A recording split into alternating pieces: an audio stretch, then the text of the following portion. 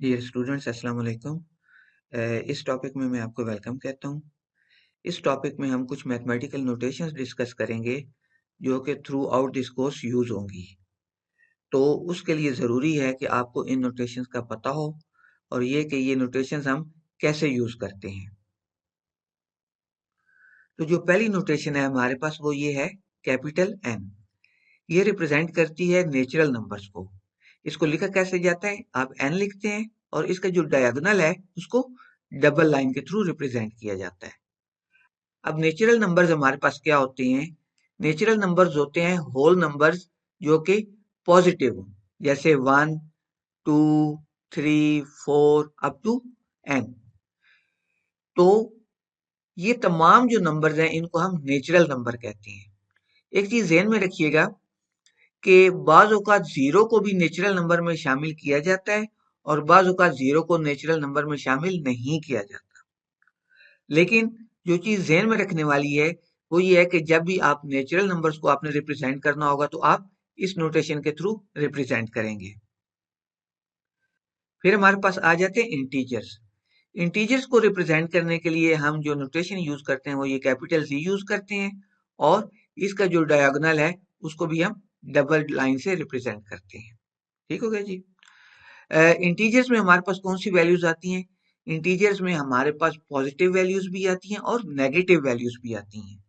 जो natural numbers हैं उनमें नेगेटिव वैल्यूज जो होती हैं उनको इंक्लूड नहीं किया जाता, जबकि इंटीजर्स जो हैं उनमें नेगेटिव वैल्यूज को भी इंक्लूड किया जाता है। अब इसमें फिर हमारे पास कौन सी वैल्यूज होंगी? 0, 1, 2, 3 अप टू एन। और जैसे मैंने आपको पहले बताया कि नेगेटिव वैल्यूज भी होंगी तो -1, -2, -3 अप टू -n तक। तो ये तमाम के तमाम आपके पास इंटीजर वैल्यूज हैं। फिर हमारे पास एक सिंबल होता है फॉर ऑल का। इसको आप कैसे लिखते हैं? जैसे ये इन्वर्टेड ए होता है, ए को कैसे लिखा जाता है? यूं। और जब आप इसी ए को इन्वर्टेड फॉर्म में लिखेंगे तो ये हमारे पास फॉर ऑल का सिंबल बन जाएगा। फॉर ऑल से क्या मुराद होती है? देखिए, बाज़ औक़ात आपके पास एक कलेक्शन ऑफ आइटम्स होती है और आपको पता होता है कि कोई एक प्रॉपर्टी उन तमाम आइटम्स के ऊपर अप्लाई होती है, या कोई एक ऐसा बिहेवियर होता है जो आपने ये बताना होता है कि ये बिहेवियर इन तमाम आइटम्स के ऊपर अप्लाई हो रहा है। फॉर एग्जाम्पल, जैसा कि हमने ये नेचुरल नंबर्स की बात की, 1, 2, 3, 4 अप टू एन। ठीक है। अब हमारे पास एक प्रॉपर्टी ये है कि किसी भी नेचुरल नंबर के अंदर जब आप 1 ऐड करेंगे तो वो उस नेचुरल नंबर से बड़ी वैल्यू आ जाएगी। फॉर एग्जाम्पल, हमारे पास एक वेरिएबल है एक्स, उसको हम पहला नेचुरल नंबर असाइन करते हैं 1। तो इसके अंदर जब आप 1 ऐड करेंगे तो ये हमेशा जो ओरिजिनल एक्स की वैल्यू थी या ओरिजिनल जो नेचुरल नंबर था ये उससे बड़ी वैल्यू है। 1 + 1 2 आ जाएगा और वो उस 1 से बड़ा है। इसी तरह 2 के अंदर एक ऐड करेंगे तो वो 3 हो जाएगा, 3 2 से बड़ा है। 3 के अंदर एक ऐड करेंगे वो 4 हो जाएगा, 4 3 से बड़ा है। तो किसी भी नेचुरल नंबर के अंदर जब भी आप 1 ऐड करेंगे तो वो जो ओरिजिनल नेचुरल नंबर था उससे वो वैल्यू बड़ी होगी।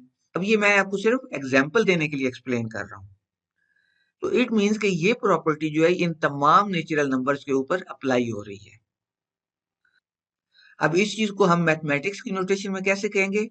हम कहेंगे for all x, x+1 greater than x। अब x जो है वो क्या है? वो हमारे पास एक नेचुरल नंबर है।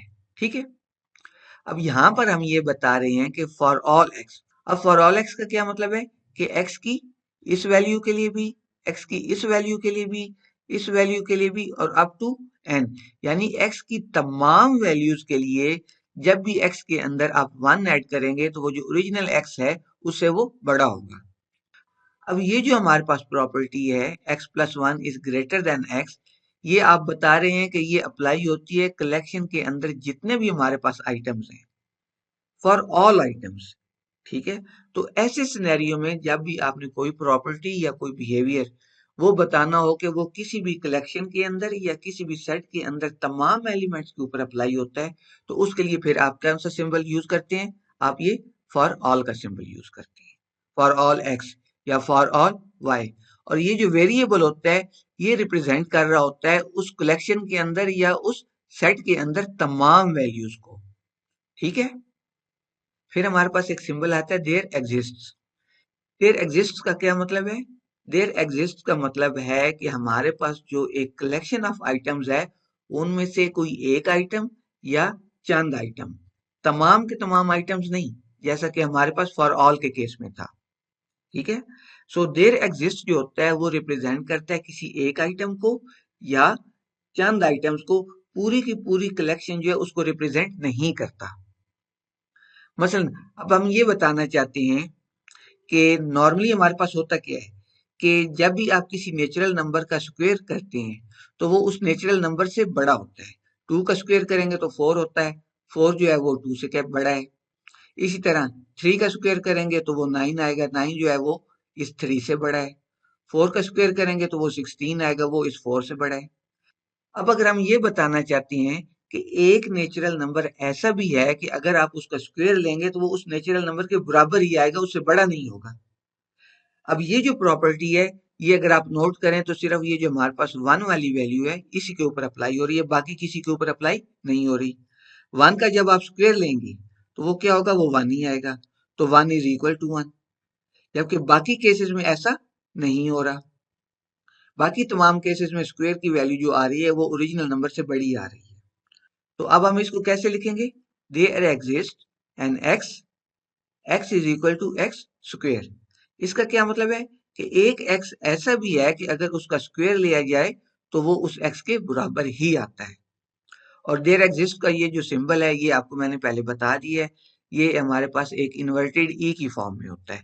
ई को आप यूं लिखते हैं तो देयर एग्जिस्ट का जो सिंबल होगा उसको इन्वर्स करके लिख दिया जाएगा। फिर हमारे पास एक प्रॉपर्टी है देयर डज नॉट एग्जिस्ट, जो देयर एग्जिस्ट की इनवर्स प्रॉपर्टी है। देयर एग्जिस्ट में तो हम ये बताते हैं ना कि कोई एक वैल्यू या कुछ वैल्यूज ऐसी भी हैं एक कलेक्शन के अंदर। देयर डज नॉट एग्जिस्ट का मतलब होता है कि जैसे कि इसके नाम से जाहिर है कि किसी भी कलेक्शन के अंदर कोई भी वैल्यू ऐसी नहीं है जो कि किसी खास प्रॉपर्टी को या किसी खास बिहेवियर को स्पेसिफाई कर रही हो या उसको फुलफिल कर रही हो। मसलन इन नेचुरल नंबर्स के अंदर अगर हम ये बताना चाहते हैं कि कोई भी नंबर ऐसा नहीं है कि अगर उसके अंदर 1 ऐड किया जाए तो वो उस ओरिजिनल नंबर के बराबर आ जाए, कोई भी नंबर ऐसा नहीं है। हम कैसे कहेंगे? There does not exist.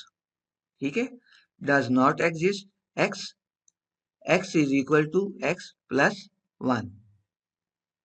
यानी कोई भी एक्स ऐसा नहीं है कि अगर उसके अंदर आप 1 ऐड करें तो वो ओरिजिनल के बराबर आ जाए। इवन कि आप 0 के अंदर भी 1 ऐड करेंगे तो 1 आएगा, 0 नहीं आएगा। ठीक है, और जो देयर डज नॉट एग्जिस्ट इसका सिंबल क्या होता है? आप देयर एग्जिस्ट वाला सिंबल लगाते हैं और उसको क्रॉस कर देते हैं। नेक्स्ट है हमारे पास लॉजिकल एंड। इसके मुतालिक आप पढ़ चुके हैं कि एंड में हमारे पास 2 ऑपरेंड्स होते हैं, यानी इसके लेफ्ट साइड पे भी एक एक्सप्रेशन होगा और इसके राइट साइड पे भी एक एक्सप्रेशन होगा। ठीक है, तो दोनों तरफ के जो एक्सप्रेशन हैं इन दोनों का ट्रू होना हमारे लिए जरूरी है। यानी जो पहला एक्सप्रेशन है ये भी ट्रू होना चाहिए और ये दूसरा एक्सप्रेशन भी ट्रू होना चाहिए, तो फिर ये एंड जो है ये ट्रू में एवेल्युएट होगा। मसलन हमारे पास एक नंबर है x is equal to 5, natural number. ठीक है, अब हम ये बताना चाह रहे हैं कि ये 1 से बड़ा है और 10 से छोटा है, तो अब इसको हम कैसे बताएंगे? x is greater than 1 and x is less than 10।